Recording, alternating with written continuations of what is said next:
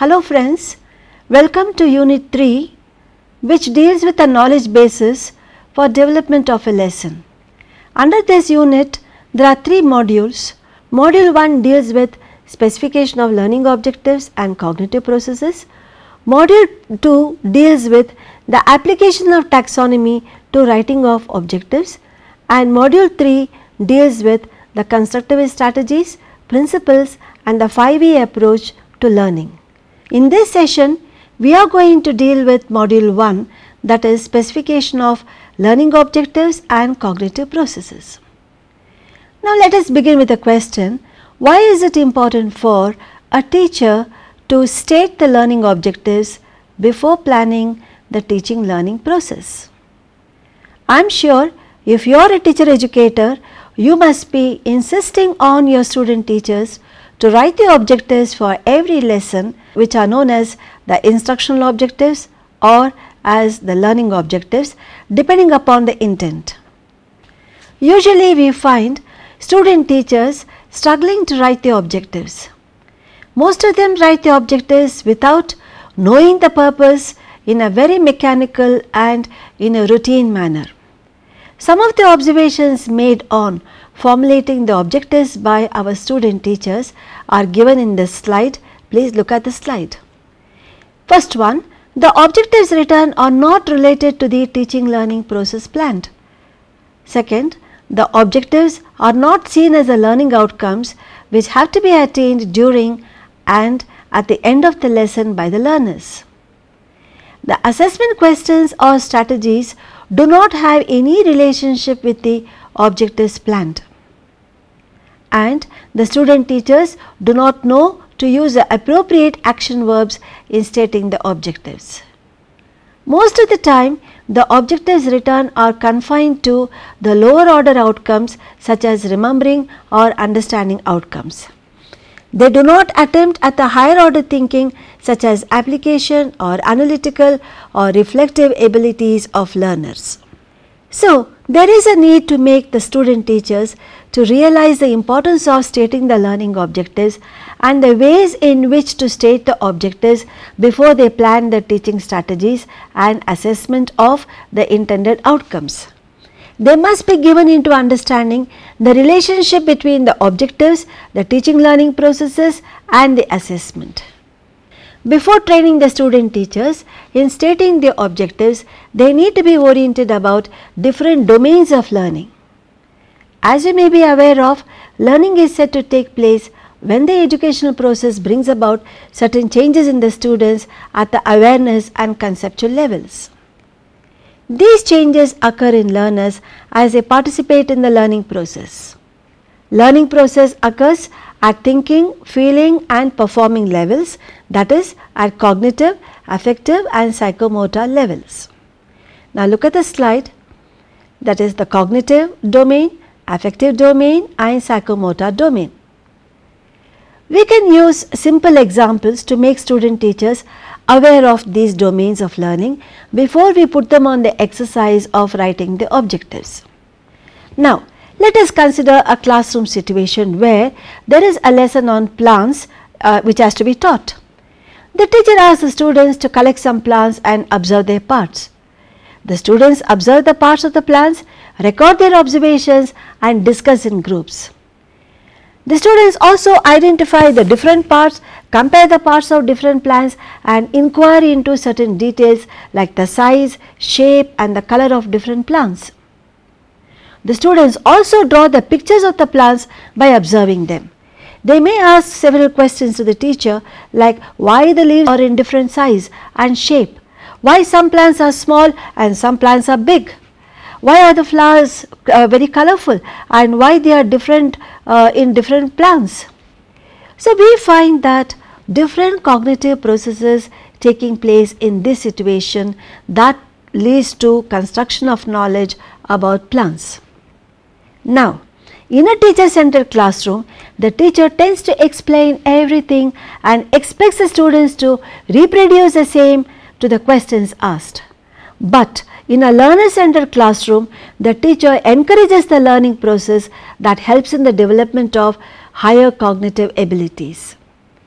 In the process of construction of knowledge, the learners develop different cognitive processes such as comparing, classifying, abstracting, reasoning, analyzing the errors and perspectives, interpreting, problem solving, investigating, hypothesizing, inquiring and making decisions. While the learners are engaged in the process of learning, they also develop their affective dimensions that include their feelings, attitude, interest and values. Look at the slide over here. The affective domain, all of a sudden we don't start developing the attitude or interest. We just develop certain basic feelings and concerns. So from this we just develop the interest. The interest intensify, that results in the attitude and values, and thereon we also learn how to adjust. We learn the certain social skills. We will go back to the example which I have just cited now. The interest shown by the learners depend upon the kind of learning situation or the context provided by the teacher. When asked to explore in the garden or in the nearby surroundings to know about plants, the learners move around with a great interest and enthusiasm. This forms a basis for effective learning. They develop positive attitudes and values related to conserving plants. And gradually, with the proper and suitable learning environment provided by the teacher and with their own reflections on the issues and concerns related to conserving environment, they develop attitude, interest and values. All these things develop simultaneously along with the process of learning that takes place in the learners. Now, one thing you all must know, the emotional readiness play an important role in learning process, which later intensifies into interests, attitudes and set of values depending upon the kind of environment that is supporting and nurturing in nature. The learners also develop certain motor skills and abilities in the process of learning. For example, handling and manipulating the objects, equipments, tools, drawing, assembling the parts, doing experiments or activities, observing and so on. They use their sensory experiences in knowing things around them in the process of learning. Let's go back to our example again. While learning about the plants, the learners learn to observe and touch the plants carefully without damaging their parts. They may also use certain tools to open the flowers, to observe their inner parts and so on. They learn better by observing and doing things on their own, which require exercising one's motor abilities and skills along with the interest and the thinking skill playing a role. So, learning by doing not only helps in cognizing things but also in developing certain motor skills. Now, let us go to languages. In languages, the learners develop skills like reading, writing and speaking, while in subjects like science, they develop the skills of handling the equipments, apparatus, experimental skills and so on. Similarly, in the other subject areas like art education and physical education, they develop certain motor skills and abilities which are essential to the performance of skills and the tasks related to that particular area. These features of learning that fall under different domains of learning do not take place in isolation or in a compartmentalized fashion in the learners, but it takes place in an integrated or in a holistic manner. The set of changes and abilities that occur at the cognitive, at the affective and psychomotor levels have an interrelationship and they influence each other. So, the development and assessment of cognitive, affective and performance aspects of learning are equally important. But what we see in reality is most of the schools give importance only to the cognitive aspect of learning, and they ignore the affective and the skill dimensions which rather play a very important role in the development of cognitive abilities as well. So, these features of learning that fall under different domains are stated in terms of objectives. Let us see how we can develop the skills of setting objectives in our student teachers. Have you or your student teachers ever wondered with a question, why should a teacher write the objectives when he or she already knows what to teach? Some teachers may not be writing objectives, yet they may know why exactly they are teaching. Could there be a difference in teaching of two teachers, one who plans the objectives and one who does not plan the objectives? Let us try to find answers to these questions. Ask your student teachers to look into the syllabus of their course in which each paper begins with a set of objectives. Ask them what exactly they mean. They may state what is expected at the end of the course. Similarly, tell them that the syllabi at all levels of school education have a set of objectives that describe the learning outcomes expected of the students. The curriculum, syllabus, textbooks and classroom teaching, all these are guided by general aims which provide a direction and means to attain the ends. To ensure functionality, these aims are further broken down to objectives at different levels. They assume specificity when they come to different subjects. Thus, it may be seen that the objectives of learning science are different from that of learning language or any other subject. The objectives are further specified when the teacher plans to teach a particular content. So, you realize how the objectives flow from the broad and the general one to a specification at different levels in the classroom. Now, let us come back to our question again. What are objectives? Objectives are the statements that describe the possible learning outcomes expected in a given area, that is, the specific skills, values and attitudes students should exhibit. They also describe what a learner will be able to do as a result of learning. They guide in planning, teaching learning processes and assessment. The objectives determine what the students are expected to learn and achieve at the end. There is a need to specify the objectives. So, we need to break down the broader objectives into specifications. The products of such specified objectives are also known as learning outcomes. So, what are learning outcomes? Learning outcomes are the statements that describe significant and essential learning that learners have achieved and can reliably demonstrate at the end of the instruction or a course. An objective is a statement that specifies what is observable performance that a learner should be engaged in when we evaluate the achievement of the objective. The objectives are also termed as learning objectives, performance objectives, learning outcomes or learning attainments. There are different types of objectives. Look into the slide to know what exactly they are. First is the cognitive objectives. This tells what the learners are expected to know, understand and develop the other higher order thinking abilities. Second one is the affective objectives. This tells what the learners feel and care about, their interest, their attitude levels and value formations. Third is the performance objectives. This tells what the learners are able to do or perform a particular skill or an ability. An objective also has a few components. It has an action word that identifies the performance to be demonstrated, and it is a statement that specifies what learning will be demonstrated in the performance. It has some content and it has a context or a condition in which the performance is to be demonstrated. Now, let us look into the examples of objectives in the slide. There is a first example 1.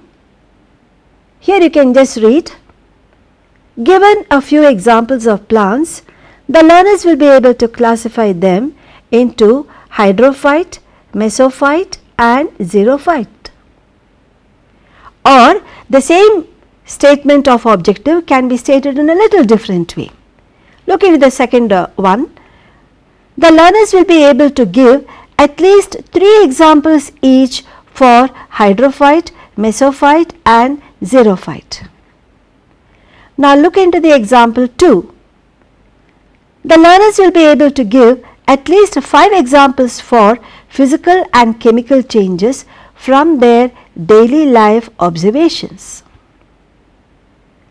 Now, you can give a few statement of objectives and ask your student teachers to identify the criterion, context, content and the conditions in the statement. You can also give few exercises for your student teachers on objectives. Let them choose any topic from their own specialized area and write the objectives. Start practicing as to how to write by using all these different criteria, content and the process involved in writing the objectives. Now, let us look into a few more details on objectives. You must have already exposed your student teachers to Bloom's taxonomy of objectives. There is a need to make them aware of the development that has taken place in the taxonomy of objectives. As you are all aware of, Bloom had classified the objectives into 6 categories, namely knowledge, comprehension, application, analysis, synthesis and evaluation. Now this has been revised in 2001 by Anderson and his colleagues. It is very important to understand the changes in the taxonomy of objectives and their purposes before our student teachers start writing the objectives. Now, for over 50 years, these objectives have been used to structure lessons, to guide learning and to assess student performance. Now, during this period, the behavioristic approach to teaching and learning was very much in vogue and influenced the school curriculum and instruction to a great extent. Since the publication of the original taxonomy in 1956, the psychological and educational researchers have witnessed several changes that have taken place in the field. The advances made in the cognitive psychology suggested a need for revision in the perspectives of a learner and the learning processes. Let us look into some of them. You all must have heard of constructivism. Constructivism, for example, assumes that students can construct knowledge on their own, connecting the prior experiences with the new knowledge through various means of inquiry and discovery strategies. Second thing is self-regulated learning. Now, this is the ability to use and develop knowledge, skills and attitudes acquired in one context to another context. Metacognition, I am sure you must have heard of this particular term. Metacognition is considered as central to self-regulated learning. All these theories and approaches viewed learning as a proactive activity requiring self-initiated motivational cognitive processes as well as metacognitive ones. These current educational initiatives have prompted the revision of the taxonomy of objectives. In order to address the weaknesses in the original taxonomy and respond to the recent changes and the developments that have taken place, a group of cognitive psychologists, curriculum and instructional researchers and assessment specialists led by Lauren Anderson, they revised the original taxonomy, which is now referred to as revised taxonomy. The revised taxonomy was driven by 4 questions. What important things should students learn? How can instruction be planned and delivered so that students achieve high levels of learning? What assessment instruments and procedures will provide accurate information about how well students are learning? How can teachers ensure that outcomes, instruction and assessments are aligned with one another? The revised taxonomy includes several significant changes with reference to assumptions, structure and terminology. It retains the basic concept of Bloom's taxonomy and but develops and extends the original taxonomy in several useful ways. Let us see what exactly the differences are. The first difference comes from recognizing that just as there are different cognitive processes, there are different types of knowledge, which was not mentioned in the earlier Bloom's taxonomy. So, if you want to understand how students learn, we have to consider both the types of knowledge they are attempting to acquire and the cognitive processes that needs to be applied to that knowledge in order to understand and use it. The revised taxonomy has two dimensions. One is the knowledge dimension and second the cognitive process dimension. In the knowledge dimension, Anderson and Krathwohl have identified 4 different types of knowledge. First is a factual one, second conceptual knowledge, third procedural knowledge and fourth metacognitive knowledge. Let us see their meaning and their subdivisions and some examples. So, let us look into the meaning of different types of knowledge here. First, factual knowledge. What exactly it means? The basic elements that the students must know to be acquainted with a discipline or basic knowledge to work in a discipline. So, the subtypes of this factual knowledge is knowledge of terminology and knowledge of specific details and elements. Some of the examples here for this to explain this factual knowledge is the students must know the basic facts, terms, technical vocabulary and symbols for chemical elements when they are studying chemistry, names of the parts of a machine and so on. And they can also know the sequence of elements in a periodic table and the dates of events in history. Let us go to conceptual knowledge. What exactly this means? The interrelationships among the basic elements within a large structure that enables them to function together, or it is the knowledge of how things are related. The subtypes of conceptual knowledge are 3. First one, the knowledge of classification and categories. Now, what examples can we give over here?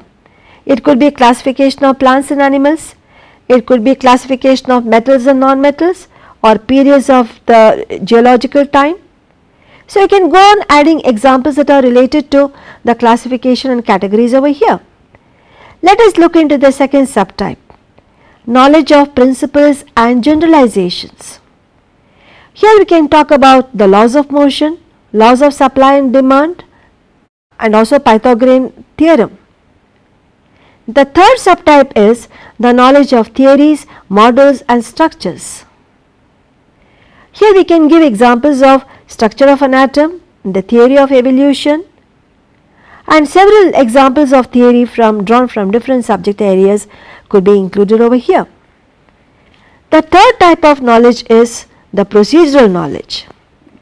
This procedural knowledge deals with how to do something, the methods of inquiry and criteria for using skills, algorithms, techniques and methods, and it also deals with knowledge of how to do things. Now, the subtypes under this are the knowledge of subject specific skills and algorithms. Some examples we can quote here is the skills used in conducting science experiments, the skills used in painting with colors and a whole number division algorithm and so on. The second subtype is knowledge of subject specific techniques and the methods. Here we can give the examples of interviewing techniques, scientific method of inquiry, investigation processes, etc. The third subtype is knowledge of criteria for determining when to use appropriate procedures.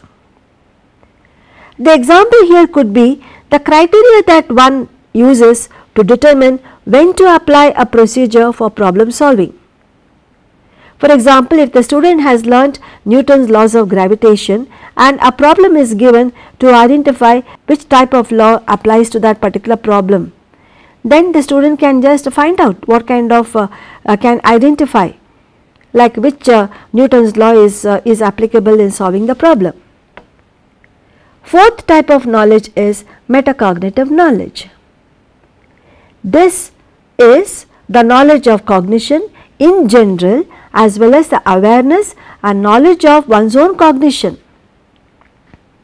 There are three subtypes over here. One is a strategic knowledge, second the knowledge about cognitive tasks including appropriate contextual and conditional knowledge, and the third is a self knowledge.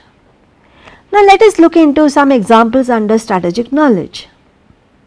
Here the knowledge of outlining as a means of capturing the content in the text, knowledge of flowcharting as a means of showing the relationship among the elements of a process.